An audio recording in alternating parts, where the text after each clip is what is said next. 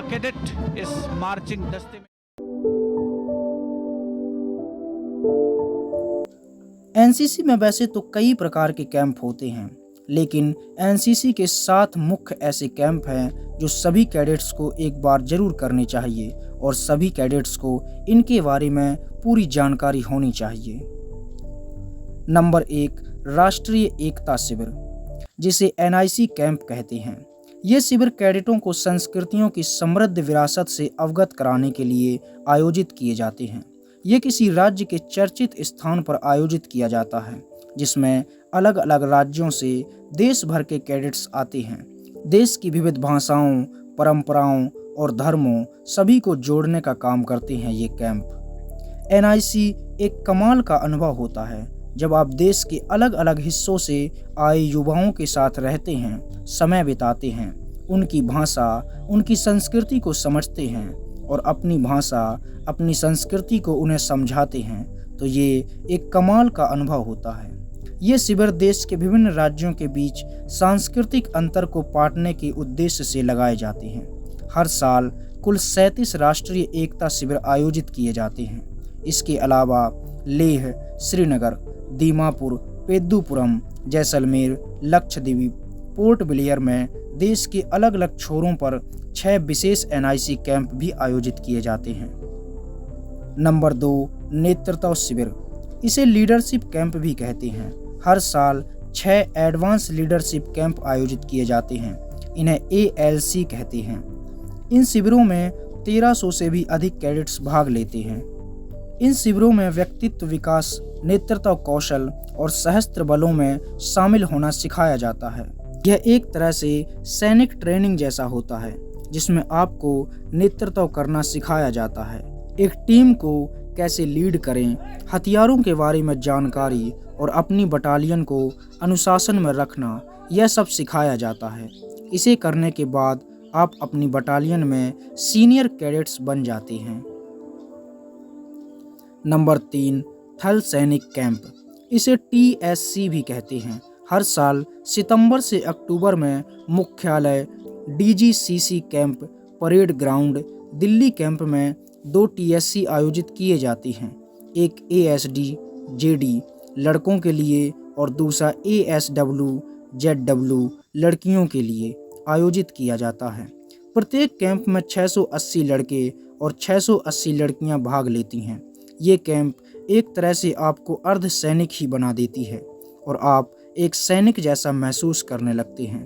थल सैनिक कैंप सबसे कठिन कैंप होता है और इसे करने के बाद आपको एक अलग ही तरह का अनुभव होता है। नंबर 4, नौ सैनिक कैंप, ये कैंप नेवल विंग कैडेट्स के लिए होता है। इस कैंप में आपको जल में युद्ध लड़ने की कला सिखाई जाती है। नाव खींचने वाली नौका, दौड़ और इससे जुड़ी हुई प्रतियोगिताएं इसमें सिखाई जाती हैं। इसकी मुख्य गतिविधियां ये प्रतियोगिताएं ही होती हैं। ये आपको थल सेना कैसे काम करती है वह सिखाती हैं। इस कैंप में 560 कैडेट्स भाग लेते हैं। नंबर 5, वायु सैनिक कैंप, एयर विंग कैडेटों के लिए आयोजित किए जाते हैं ये कैंप। इस कैंप में 600 कैडेट्स शामिल होते हैं। इसे वीएससी कहा जाता है। ये कैंप अक्टूबर में लगाए जाते हैं। इसमें कई तरह की प्रतियोगिताएं आयोजित की जाती हैं जो इंडियन एयरफोर्स से संबंधित होती हैं। इंडियन एयरफोर्स कैसे काम करती है और उसमें क्या क्या होता है, वही सब इनमें सिखाया जाता है। तो वायु सैनिक कैंप एनसीसी का एक महत्वपूर्ण कैंप होता है। Number 6, rock climbing training camp, इसे आरसीटीसी भी कहते हैं। इस कैंप में कैडेट्स को रॉक क्लाइंबिंग सिखाई जाती है। क्लाइंबिंग की मूल बातें सिखाने और रोमांच की भावना पैदा करने के लिए हर साल 8 रॉक क्लाइंबिंग कैंप आयोजित किए जाते हैं। इस शिविर में कुल 1080 कैडेट्स भाग लेते हैं। यह पूरी तरह से एडवेंचर कैंप होता है, जिसमें हिल क्लाइंबिंग जैसा आपको अनुभव होता है और बहुत कुछ सीखने को मिलता है। तो ये एक एडवेंचर कैंप होता है और एनसीसी का एक महत्वपूर्ण कैंप है जो आपको जरूर करना चाहिए। नंबर 7, वार्षिक गणतंत्र दिवस शिविर या रिपब्लिक डे कैंप, इसे आरडीसी भी कहा जाता है। ये एनसीसी का सबसे बड़ा और सबसे प्रतिष्ठित कैंप होता है। हर साल 1 जनवरी से 29 जनवरी तक गैरीसन परेड दिल्ली कैंट में आयोजित किया जाता है। सभी राज्यों और केंद्र शासित राज्यों के 2070 चयनित एनसीसी कैडेट्स शिविर में भाग लेते हैं। यह कैंप अपने आप में मिनी इंडिया होता है, क्योंकि इसमें शामिल होने वाले कैडेट्स पूरे भारत से होते हैं। आपने 26 जनवरी को राजपथ पर एनसीसी कैडेट्स को चलते हुए जरूर देखा होगा। वो एक कमाल का अनुभव होता है।